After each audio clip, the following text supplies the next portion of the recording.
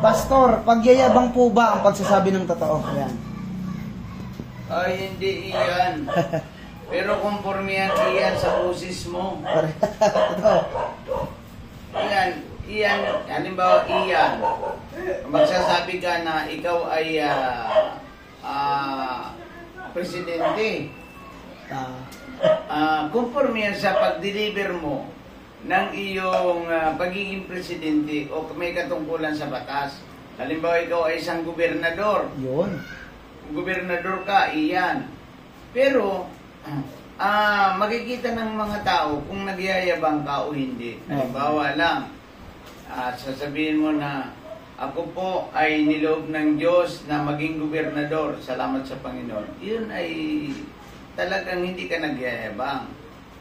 Dahil mayroong tinuturing mo na nagpapasalamat ka sa Diyos dahil ikaw ay inabot mo yun isang bagay.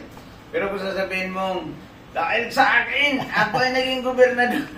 Sabihin ng mga tao na ang magsasabi sa iyo, mayabang ka. Mayabang ito si Iyan. Iyan.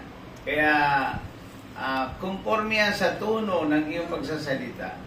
I'm graduated for ganito, bachelor of ganito, parang hindi ka na maabot. Iyan ay kayabangan. Iyan ay nagagalit yan ng Diyos. Iyan ay binababa ng Panginoon. Kaya sabi niya,